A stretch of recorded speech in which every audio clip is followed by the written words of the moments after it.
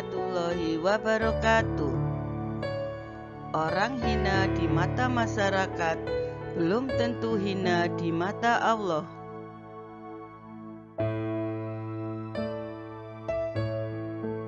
Diriwayatkan dari Syekh Abdul Wahid bin Zaid, beliau berkata, pernah aku membeli seorang budak untuk menjadi pembantu rumah tanggaku. Setiap malam tiba aku mencarinya di rumahku, namun tidak menemukannya, padahal semua pintu terkunci seperti biasanya. Setelah pagi hari, ia datang dan memberi aku uang 1 dirham yang terukir surat ikhlas. Aku bertanya kepadanya, dari mana engkau peroleh uang ini? Ia menjawab, wahai Gustiku, setiap hari engkau akan mendapatkan uang seperti ini dariku, asal engkau tidak mencari aku pada malam hari. Budakku setiap malam selalu menghilang dan datang pada pagi harinya dengan membawa uang 1 dirham yang tertulis dengan surat ikhlas. Pada suatu hari, datanglah kepadaku para tetanggaku seraya berkata, wahai Abdul Wahid, jual saja budakmu itu, karena ia seorang penggali kuburan. Perkataan tetanggaku itu sempat menyusahkan hatiku, dan aku berkata kepada mereka, kembalilah kamu sekalian, aku akan menjaganya pada malam ini. Ketika malam tiba, setelah sholat isya, budakku berdiri untuk keluar dari rumah. Ia memberi isyarat kepada pintu yang terkunci yang pertama. Tiba-tiba pintu terbuka dan memberi isyarat lagi. Pintu itu pun terkunci lagi. Kemudian menuju ke pintu yang kedua. Ia memberi isyarat kepada pintu kedua yang terkunci. Pintu itu terbuka. Setelah memberi isyarat lagi, pintu itu pun terkunci. Begitu pula ia lakukan pada pintu yang ketiga. Aku melihatnya dengan kedua mataku sendiri. Kemudian ia keluar. Aku mengikuti dan berjalan di belakangnya sampai ke bumi halus, gundul tanpa tanaman. Kemudian ia melepaskan bajunya dan mengenakan kain tenun kasar dari bulu, lalu sholat sampai terbit fajar. Ia mengangkat kepalanya ke arah langit dan berdoa, wahai Gustiku yang besar, datangkanlah ongkos Gustiku yang kecil.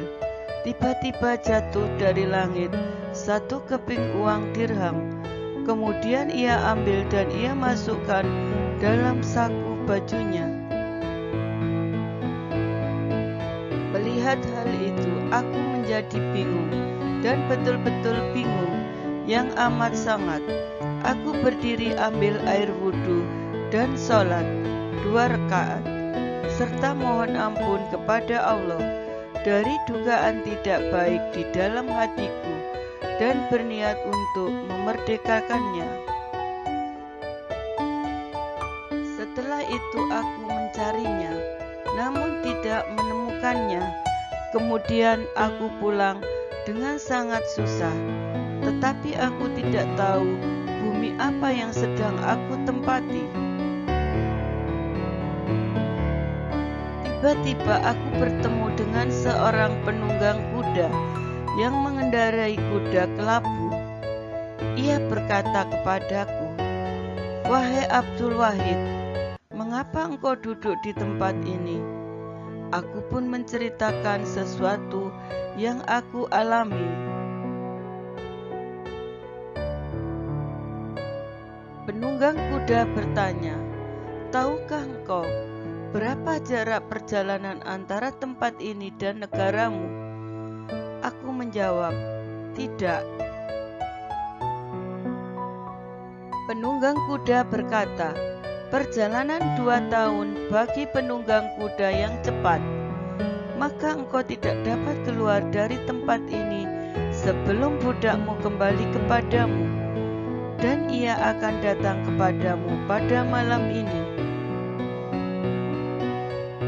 Setelah malam yang gelap tiba, tiba-tiba aku bertemu dengannya yang datang sambil membawa wadah yang berisi makanan yang bermacam-macam, seraya berkata kepadaku, "Makanlah, wahai Gustiku, dan jangan kau ulangi lagi perbuatan seperti ini."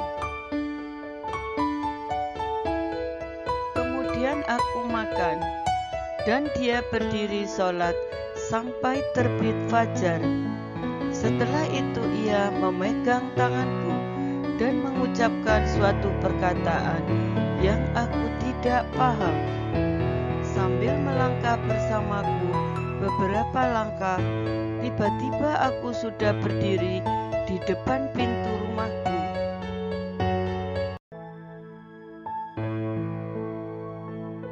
"Wahai Gustiku, tidaklah kau telah berniat untuk memerdekakanku?"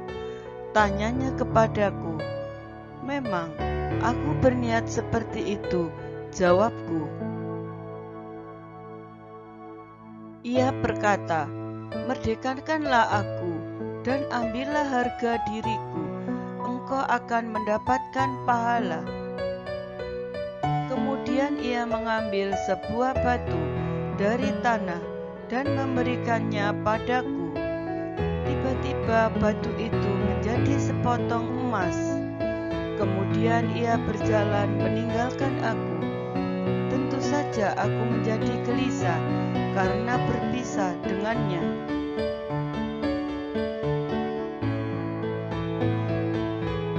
Suatu hari aku berkumpul dengan tetangga-tetanggaku. Mereka bertanya, "Apa yang kamu lakukan dengan si penggali kubur?" Aku menjawab, "Ia bukan penggali kubur, akan tetapi penggali nur." Kemudian aku ceritakan kepada mereka karomah-karomah yang telah aku saksikan sendiri dari budakku. Mendengar ceritaku, mereka menangis dan bertaubat dari dugaan buruk yang ada dalam hati mereka. Mudah-mudahan Allah meridhoi mereka dan memberi manfaat sebab mereka. Ini adalah salah satu peringatan kepada setiap orang mukmin agar tidak mempunyai prasangka buruk kepada siapapun, walaupun lahirnya seperti orang hina. Sebab Allah Subhanahu wa Ta'ala merahasiakan kekasihnya di tengah-tengah masyarakat. Sekian, wassalamualaikum warahmatullahi wabarakatuh.